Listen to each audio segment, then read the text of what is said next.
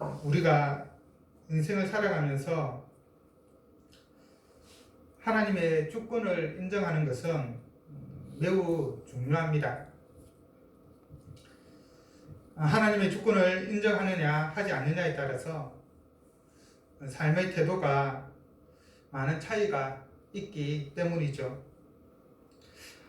하나님의 주권을 인정한다면 모든 일에 감사하고 하나님을 의지하고 신뢰하며 긍휼하는 가운데 절망이 아니라, 특히 고난의 순간에 절망이 아니라 인내와 소망을 가지고 살 수 있을 것입니다.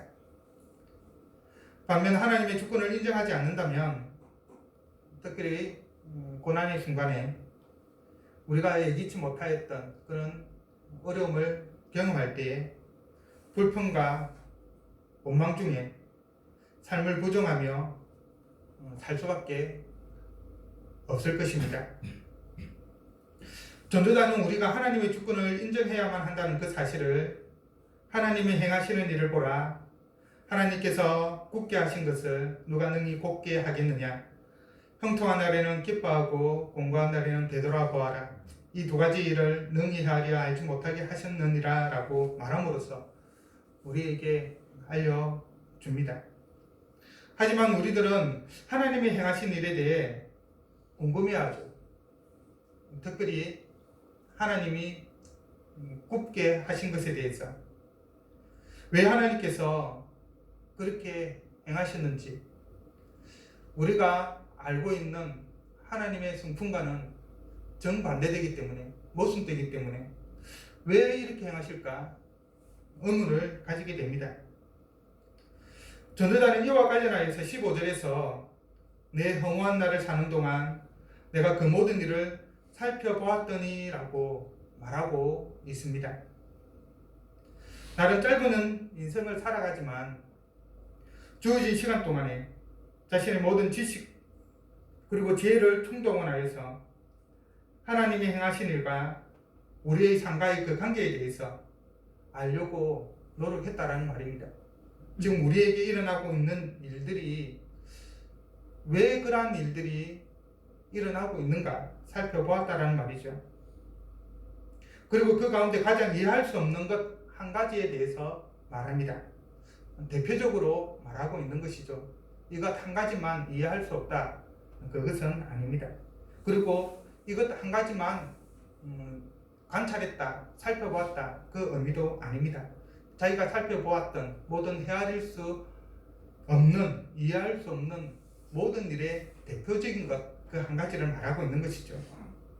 바로 그것은 자기의 어려움에도 불구하고 멸망하는 의인이 있고 자기의 악행에도 불구하고 장수하는 악인이 있다라고 하는 사실입니다. 전도자가 이것을 예로 든 것은 이 같은 현실이 성경의 가르침과는 상반되기 때문이죠. 가장 대표적으로 상반되는 내용입니다. 성경은 우리에게 의인은 장수의 복을 누리고 악인은 하나님의 심판을 받는다, 그렇게 생각을 합니다. 의인이 장수한다고 한다면 악인은 일찍 죽는 것이 되겠죠. 10계명의 제5계명은 내 부모를 공경하라 입니다. 그리고 여기에는 뒤따르는 부모를 공경할 때 주어지는 복이 기록되어 있죠. 바로 내 하나님 여호와께서 내게 준 땅에서 내 생명이 길리라, 장수한다라는 것입니다. 하나님의 계명을 지키고 하나님의 말씀에 복종하며 사는 의인에게 하나님은 장수의 복을 허락하셨습니다. 약속하셨습니다. 그런데 문제는 그렇지 않은 경우가 우리가 살아가는 현실 속에 너무 자주 목격되고 있다고 하는 사실이죠. 성경의 예만 보아도 아벨은 가인보다 어려웠죠.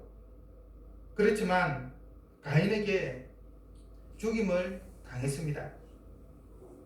반면 동생 아벨을 죽인 가인은 오랫동안 살면서 하나님께서 다른 사람이 그를 죽이지 못하도록 그렇게 해주면서 성을 짓고 결혼을 하여서 자녀를 낳고 번성하였습니다. 장수하였습니다. 신학에선 초대교회 7지사 중 한 명인 서대반 같은 경우 공회에서 그리스도의 복음을 설교하다가 그것을 듣기 싫어하는 유대인들로부터 모함을 받아 돌에 맞아 죽었죠. 그리고 수많은 그리스도인들이 예수 그리스도를 하나님의 아들을 믿고 고백한다는 그 이유 때문에 죽임을 당하였습니다. 지금도 수많은 선교사님들이 복음을 전하는 그 일 때문에 핍박으로 또는 질병으로 또는 사고로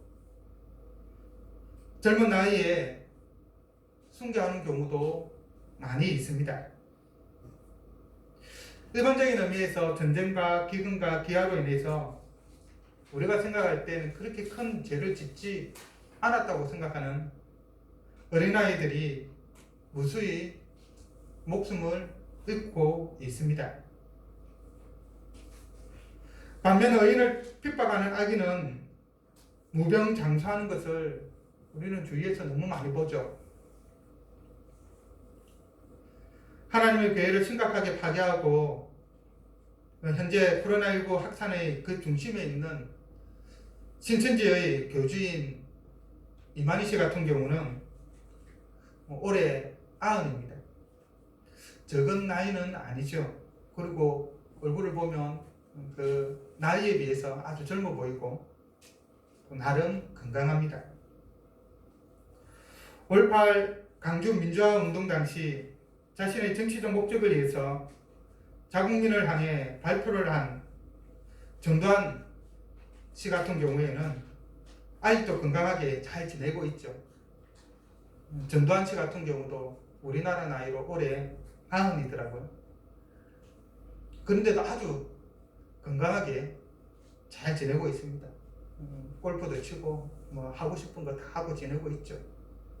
그리고 이 일과 관련하여서 면죄부를 어느 정도 받기도 하였죠. 악한 자들이 호의호식하며 장사하는 것을 우리는 주위에서 너무나 많이 봅니다. 그래서 속으로 도대체 하나님은 저런 사람들 안 잡아가고 뭐하냐, 그런 마음을 품는 경우도 많이 있죠. 그래서 이러한 현실을 우리가 직접 경험하게 되면 우리는 삶에 대해서 회의를 느낍니다. 내가 이렇게 사는 것이 도대체 어떤 의미가 있는가? 특별히 이렇게 사는 것이 무슨 의미가 있을까? 하나님을 믿고 그의 계명을 지키고 그 말씀에 순종하며 사는 것이 도대체 이 땅에서 어떤 의미가, 무슨 소용이 있을까? 그런 생각을 하면서 한탄을 하는 것입니다. 의인이 일찍 죽고 악인이 장수하는 현실 속에서 우리는 어떤 입장을 취해야 할까요? 하나님을 믿는 것은 뭐 믿으나 안 믿으나 똑같은데, 그러니 우리 믿음을 포기해야 할까요? 아니면 그럼에도 불구하고 더 하나님을 믿고 의지해야 할까요? 우리는 이런 현실 앞에서도 믿음을 상실하기보다는 하나님의 어려운 통치와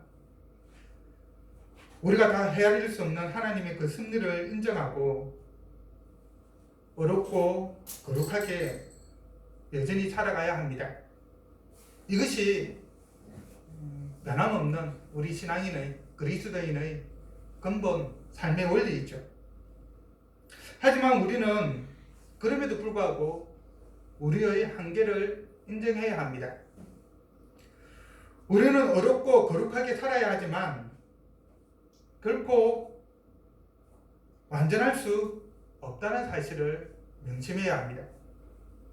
우리는 모든 경우, 모든 상황, 모든 삶 속에서 완전하게 어렵거나 완전하게 거룩할 수 없습니다.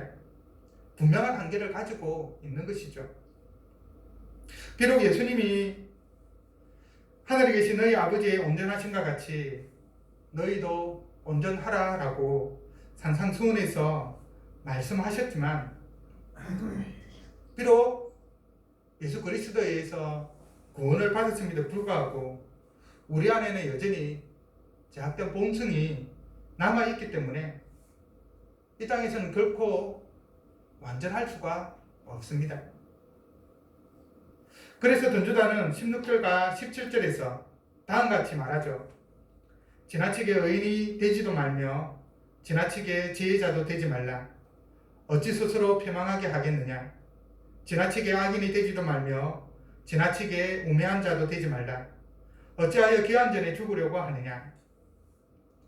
여기서 지나치게라고 하는 말은 자기의 의지나 힘으로 완전하게 되려는 그러한 행위를 의미합니다. 의역을 한다고 한다면 완전한, 온전한 이런 식으로 번역을 할 수 있을 것입니다. 그래서 16절과 17절을 다시 한번 번역하면 완전한 의인 또는 지혜자, 악인, 우매한 자가 되려고 하지 말라라고 번역할 수 있을 것입니다. 성경의 가르침은 하나님은 의인에게 복을 주신다라는 것이죠. 그런 점에서 하나님의 복을 받을 목적으로 자신의 능력과 한계를 벗어나는 어려움과 지혜를 추구하지 말라라는 의미로 해석할 수도 있을 것입니다. 완전해지려는 노력은 우리 제약된 본성을 가지고 있는 인간의 입장에서 보면 주제넘는 짓이고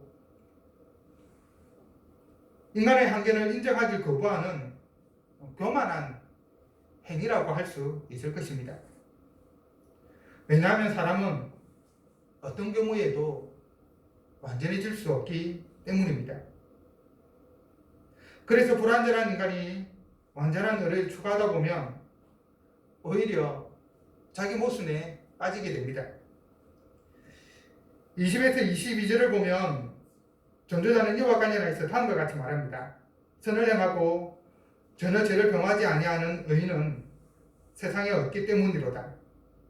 또한 사람들이 하는 모든 말에 내 마음을 두지 말라. 그리하면 내 종이 너를 조조하는 것을 듣지 아니하리라.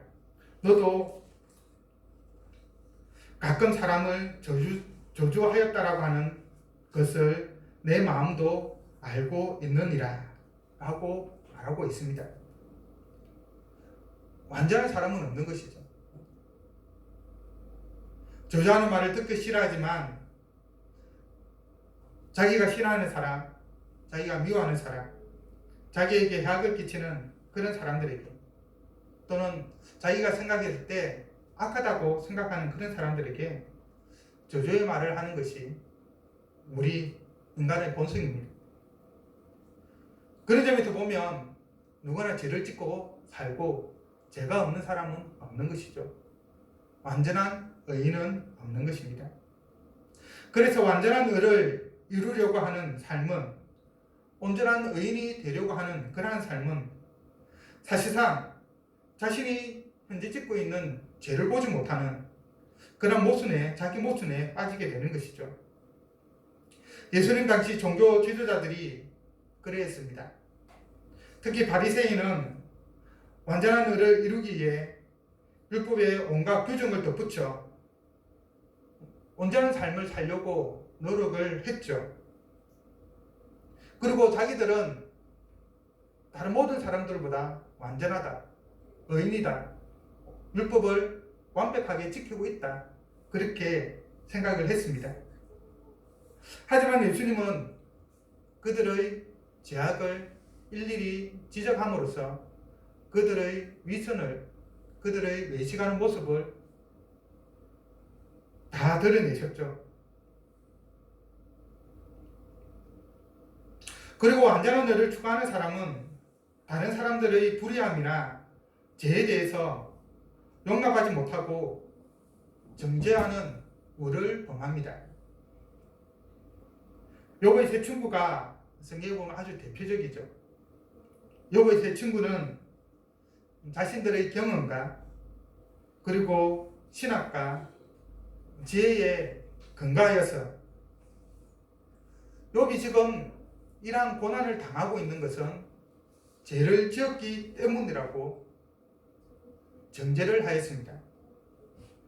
욥이 스스로 자신은 죄를 지은 적이 없다. 나는 어렵게 살았다. 내가 왜 이런 고난을 당하는지 모르겠다 라고 이야기했지만 그들은 그러한 욥의 소리를 듣지 않고 끝까지 욥이 죄를 지었기 때문에 내가 죄를 지었기 때문에 이런 고난을 당한다라고 정죄하였습니다. 자신은 어렵지만 욥은 악하다고 그렇게 말하는 것이었죠. 바로 이러한 것은 교만함에 근거를 하는 것이죠. 오만한 모습을 보이는 것입니다. 하나님은 그들의 잘못을 분명하게 지적하죠. 너희들은 욥에 대해서 잘못되었지만 욥은 너희들에 대해서 합당하다. 그래서 하나님께서 욥에게 그들을 위해서 속죄제를 드릴 것을 명하였습니다. 그래서 지나치게 완전한 의를 추구하다 보면 자신도 죄를 지은 또는 죄를 짓는 죄인이라고 하는 그 사실을 망각하게 되는 것이죠. 자신이 죄인이라고 하는 그 사실 자체를 잊어버리고 다른 사람을 정죄하는 그런 교만에 빠져서 오히려 하나님의 심판을 받을 수밖에 없게 되는 것입니다. 잠언 16장 18절은 교만은 패망의 선봉이요 거만한 마음은 넘어지면 앞잡이라고 말했습니다. 그래서 완전한 의를 추구하는 것은 거만한 모습으로 나아가기 때문에 스스로 패망하는 길이라고 할 수가 있는 것이죠. 그러면 지나치게 의인이 되지 말라라고 하는 이 말은 또 다른 의미에서 반대급부로 악을 행해도 된다는 말일까요? 전도자가 하는 이 말에 오해가 없기를 바랍니다. 전도자는 의를 추구하는 것 자체를 부정하고 있지 않습니다. 그리고 우리 그리스도인들이 의를 행해야 되는 것은 당연한 것이죠. 앞에도 말씀드렸지만 어려운 삶, 거룩한 삶을 살아가는 것은 우리의 근본 삶의 원리가 되어야 합니다. 비록 우리가 제약된 본성을 가지고 있지만 선하고 어렵고 거룩하신 하나님을 믿고 따르는 자라고 한다면 그 하나님의 본성에 따라 선하고 어렵고 거룩한 삶을 살려고 끊임없이 노력해야 하는 것이죠. 그런데 문제는 그 어느 누구도 스스로의 힘으로는 완전한 의에 이룰 수 없다라는 사실입니다. 바로 그 사실을 우리는 항상 마음에 지니고 있어야 합니다. 그것이 바로 겸손한 마음이죠. 그래서 지나치게 의인이 되지 말라라는 이 전도자의 말은 어려운 삶, 거룩한 삶을 부정하는 말이 아닙니다. 우리는 그것을 지나치게 악인이 되지 말라는 말에서 확인할 수가 있습니다. 어렵게 살아도 일찍 죽는다고 한다면, 그리고 반대로 악인이 장수한다고 한다면 어렵게 사는 것보다는 악하게 사는 것이 더 좋겠죠. 그리고 생각해 볼 수 있을 것입니다. 그래, 어렵게 사는 것을 포기하고 악하게 살아보자. 그렇게 생각해 볼 수도 있겠죠. 그런데 전도자는 그런 생각을 가지지 말라라고 분명하게 말하는 것입니다. 그것은 결코 현명한 선택이 아니다. 지혜로운 일이 아니다라고 말하는 것입니다.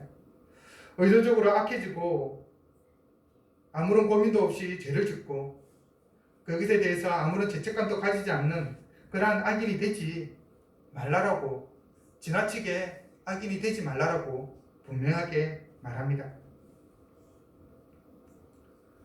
그런 점에서 지나치게 악인이 되지 말라라고 하는 말은 죄를 짓지 않을 수 있는 그런 상황에서 죄를 짓지 말라는 의미가 되는 것이죠. 또 다른 의미로 한다면 전문적인 직업으로 하는 그러한 악인의 삶을 살지 말라는 것입니다. 소매치기를 주업으로 살거나 또는 다른 여러 가지 악을 근본적으로 악한 그런 어떤 직업들이 또 있지 않습니까?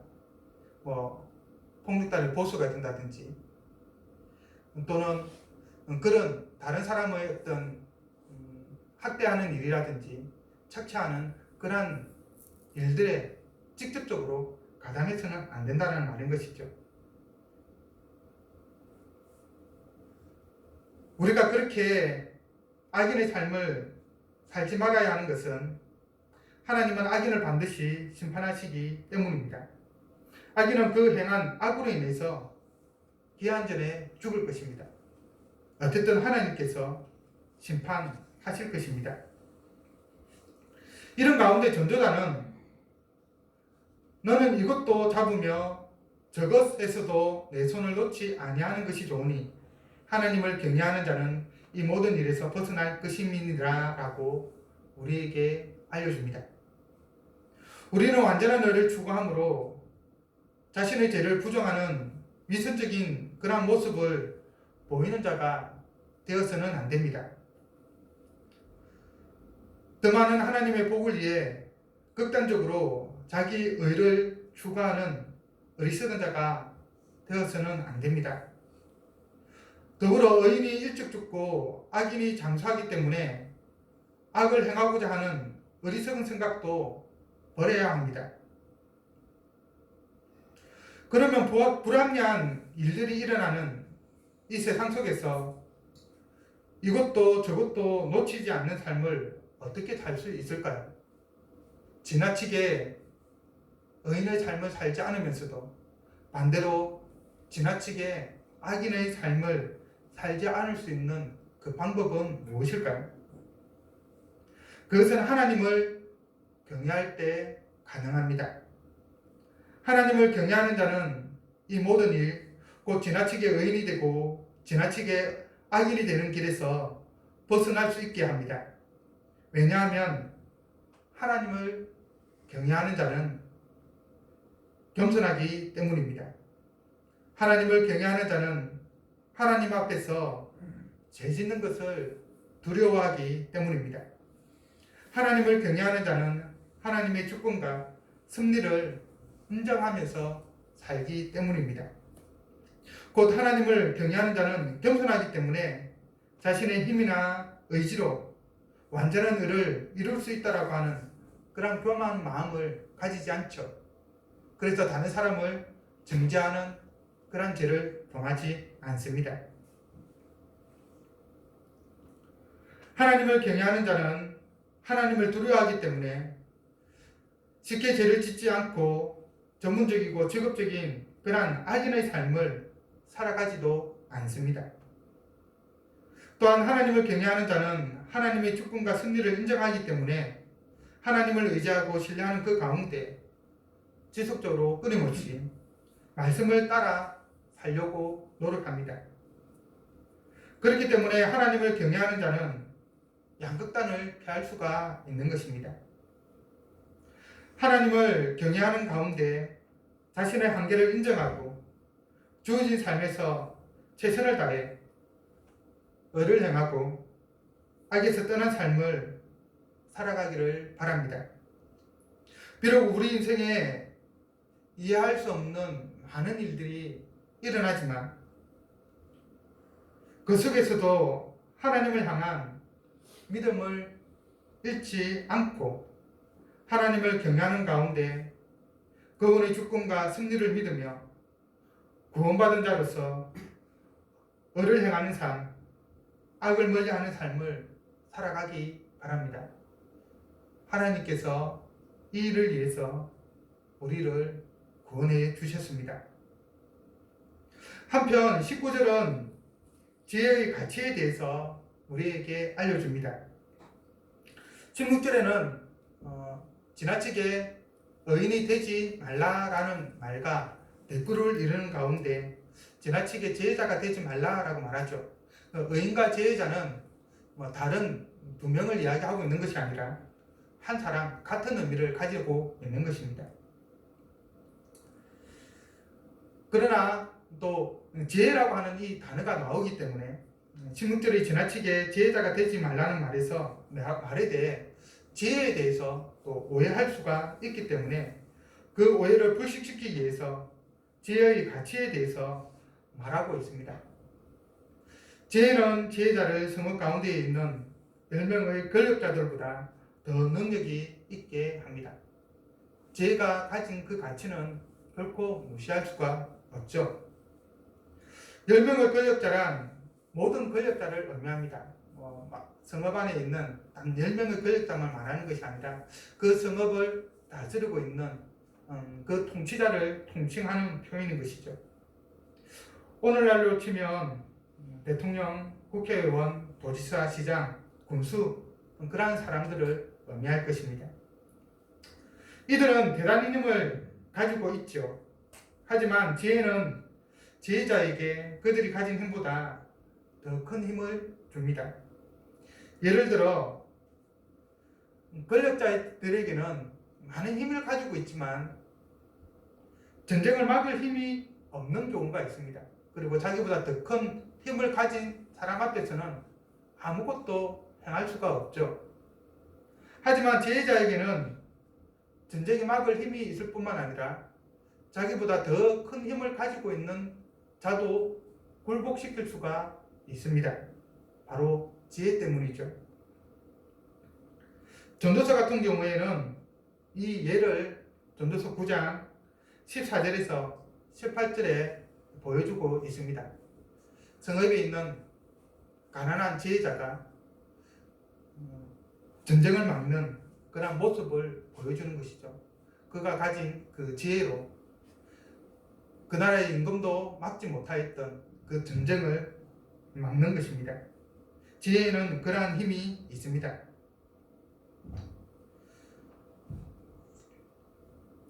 그래서 지나치게 지혜자가 되지 말라라고 하는 것은 지혜 자체를 추구하지는 말라는 의미는 절대로 아닙니다. 지혜가 가지고 있는 그 가치는 분명하기 때문이죠. 이 말은 지나치게 지혜자가 되지 말라고 하는 이 말은 앞에서 말했던 것과 똑같이 지혜가 가진 한계를 인정하고 자신의 한계를 인정하는 그 가운데 지혜를 추구하라는 말입니다. 지혜자는 자칫 자신의 지혜로 인해 교만에 빠질 수 있죠. 자신이 모든 것을 알고 있다고 한다면 어떻게 됩니까? 다른 모든 사람들을 무시하고 특별히 하나님과의 관계 가운데에서 하나님을 신뢰하지 않게 됩니다. 자신이 지혜가 최고인 줄 알고 그렇게 살아가게 되는 것이죠. 그래서 지나치게 지혜자가 되지 말라라고 하는 말은 자신의 지혜만을 의지해 교만하여져서 하나님을 무시하거나 부정하지 말라는 말이 되는 것입니다. 하나님을 부정하는 것만큼 어리석은 것은 없죠. 성경도 분명하게 하나님이 없다라고 하는 그 사람들을 두고 어리석은 자라고 말하고 있습니다. 그런 점에서 지나치게 어리석은 자가 되지 말라라고 하는 것은 하나님을 부정하는 자가 되지 말라는 의미이기도 합니다. 그리고 지나치게 어리석은 자가 되지 말라라고 하는 것은 그것의 또 다른 의미는 하나님을 인정하고 의지하기는 하지만 부정적인 의미에서 맹목적이어서는 안 된다는 뜻이기도 합니다. 지혜자가 자신의 지혜만을 의지하는 우를 범할 수 있다면, 그래서 하나님을 의지하지 않게 되는 그러한 죄를 범하게 된다고 한다면, 반대로 어리석은 자는 자신의 역할을 부정한 채 하나님만을 의지하는 그러한 우를 범할 수가 있습니다. 예를 들어 학생이 시험 기간에 하나님 앞에 하나님이 이번 시험에 좋은 성적을 내어서 장학금을 받을 수 있도록 해주십시오 라고 기도하는 경우를 생각해 볼 수 있을 것입니다. 좋은 성적을 받기 위해서는 어떻게 해야 될까요? 우선적으로는 최선을 다해서 열심히 공부를 해야 되겠죠. 그리고 우리가 하나님을 믿기 때문에 그러한 가운데 하나님께 기도해야 할 것입니다. 그런데 공부는 하지 않고 하나님께 기도만 좋은 성적 나오도록 장학금 받을 수 있도록 해주십시오 라고 기도한다면 과연 그것이 이루어질까요? 앞에서 제가 부정적인 의미에서 맹목적으로 하나님을 의지한다는 의미가 바로 이런 의미입니다. 우리가 분명히 하나님께 모든 것을 맡겨야 합니다. 우리가 병들었다고 한다면 의사의 치료를 받으면서도 또한 그 가운데 하나님을 의지하는 모습이 있어야 되죠. 무조건 하나님을 의지한다고 병원에도 가지 않고 약도 먹지 않고 하는 것은 어리석은 짓입니다. 맹목적인 것이죠. 물론 그렇게 해야 될 때가 있습니다. 병원에서도 도저히 지금 의술로는 안 됩니다. 또는 현대의학으로는 도저히 불가능하고 치료할 수 있는 약이 없습니다. 그런 경우에는 말 그대로 우리가 전적으로 하나님을 의지해야만 하는 것이죠. 그런 경우에는. 그러나 그렇지 않다고 한다면 지금 같은 예를 들면 코로나19 같은 경우에 많은 사람들이 지금 걸려있라는데 이런 때에는 어떻게 될 거예요? 걸리면은 무조건 하나님을 의지하고 믿고 그냥 있어야 될까요? 그렇지 않다는 것입니다. 우리가 하나님을 의지하지만은 그러한 가운데 있어도 지금 현재 주어져 있는 여러 환경들을 이용할 필요가 있는 것이죠. 적정한 치료를 받아야 회복될 수가 있는 것입니다. 하나님이 그 가운데 역사하시는 것이죠. 그래서 지나치게 어리석은 자가 되지 말라는 의미는 한편으로는 하나님을 부정하는 자가 되지 말라는 의미인가 동시에 다른 한편으로는 자신이 해야 할 최소한의 일도 부정한 채 하지 않는 채 맹목적으로 하나님을 의지하는 그런 어리석은 자가 되지 말라는 의미도 그 안에 들어가 있습니다. 과유불급이라는 말이 있습니다. 오늘 설교 제목인데요. 이 말은 논어선진편에 나오는 말로 정도를 지나치면 미치지 못한 것 같다라고 하는 뜻입니다. 지나치면 부족함만 못하다 이런 의미로도 많이 사용하죠. 양극단은 그 폐해가 너무나도 큽니다. 정치적으로 표현하면 극우와 극자는 아주 위험하죠. 그래서 정치권에서는 많이 대부분이 이야기하는 것이 중도를 이야기합니다. 신앙생활에서도 마찬가지입니다. 지나치면 미치지 못함과 같다라고 할 수 있습니다. 지나치게 의인이 되려고 하는 것도, 지나치게 지혜자가 되려는 것도, 지나치게 악인이 되려는 것도, 지나치게 어리석은 자가 되려는 것도 우리를 잘못된 신앙으로 이끌 수 있습니다.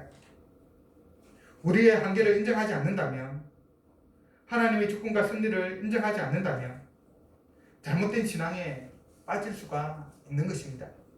나는 하나님을 열심히 섬기고 있다라고 생각하는데 오히려 하나님을 대적하고 하나님을 부정하는 그런 참 이상한 현상을 발견하게 되는 것이죠. 오늘날 이단들이 그러하죠. 이단들의 열심은 너무나도 대단합니다. 그들은 나름 열심히 하나님을 섬기고 있다 생각하지만 과연 하나님을 섬기고 있습니까? 절대로 그렇지 않지 않습니까? 우리도 그런 잘못에 빠질 수가 있습니다. 그러므로 지나치게 의인이 되려고 자신을 몰아치지 말기 바랍니다. 자신의 의의 기준에 맞지 않는 사람들을 정죄하거나 하나님께서 어렵지 못하다고 원망하지도 마시기 바랍니다. 도리어 자신의 허물과 죄의 한계를 분명하게 인정하면서 부지런히 하나님 앞에 탄식하며 기도하며 나아가기 바랍니다.